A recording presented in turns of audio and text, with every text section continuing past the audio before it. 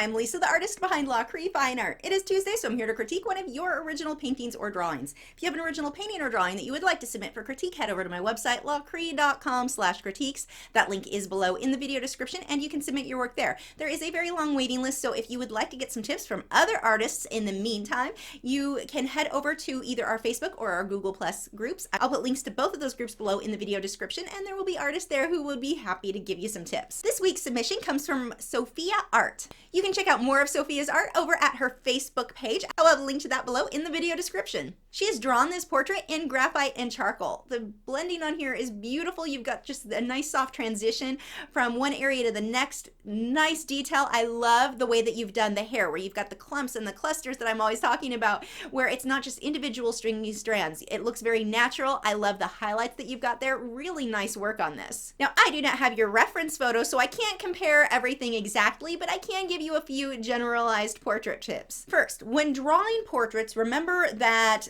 things that are white, like the whites of the eyes, the teeth, they're pretty much never going to be white. You'll have a few little bits of white highlights at most, but in most cases, especially on the teeth, they're not white. If we look at the sample, here's another girl, and her teeth are actually very white in this photo. When you look at it, you go, yeah, white teeth, that's easy. No, they're not. Look at the actual values, how dark the grays would be in most cases. Even the lightest portions aren't white. So watch that with teeth, because you will make them look very unnatural if you actually leave them very white. Great job on the lips. I love the way you've got the highlight. Beautifully, beautifully done there. Next, let's look at her neck. Right now, the values on her face are the same as the values on her neck. And what happens is you end up creating a very flat portrait where the neck feels like it's the same distance from the viewer as the face is. In order to set the neck back farther and create a three-dimensional look, make sure that you're darkening that neck up some. Most of that neck is going to be quite a bit darker than the face. And what you've done is created a definite outline of the chin in order to separate the face from the neck.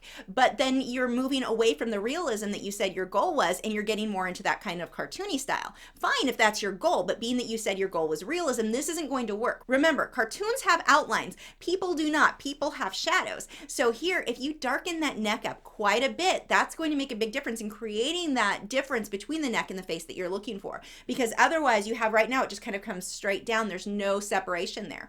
Also, watch the sides of the neck. Back here is going to be quite a bit darker than the front. When you leave everything where the sides are about the same value as the front of the neck, everything is flattened out. And that's one of the things that you'll often hear people complain about when you work from photograph, is that you end up creating things that aren't three-dimensional. They don't look realistic. Everything looks very flat.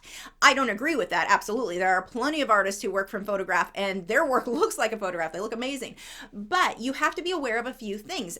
Like the teeth need to be darker. The neck here, the shading, you want to make sure that that is shaded where it's dark, and then it comes to lighter in the center, and that will create that sphere of the neck that you're looking for. My last tip is on her eyes. They are beautifully drawn. The one thing you may want to change, make sure when you draw the whites of the eyes, it shouldn't go from corner to corner of the eye. You're going to have that little pink bit in the center. I actually looked up that word because I thought it would be helpful if I started using it. I can't pronounce it, so we're just going to call it the pink bit of skin there. But you want to make sure that that little pink bit on the inside corner, it's going to help round off the eye, so the white doesn't just extend all the way to that inner corner. You've got to round that off, and that will go back to making the portrait look more three-dimensional. When you leave the white of the eye corner to corner, it looks very flat. So by making sure you watch those little details, and you've got amazing detail in here. You've done a great job. Just that one little bit will make a big difference, though, in making the eye look more like a sphere instead of a flat surface. But beautiful, beautiful portrait. Just a bit of adjustment on your shading and you will get so much more depth in this piece.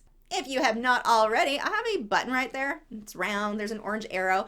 It really stands out. It even says subscribe on it. If you have not already, if you hit that, it'll help you to keep up to date with all 5 of my new art videos every single week. I'll see you guys tomorrow.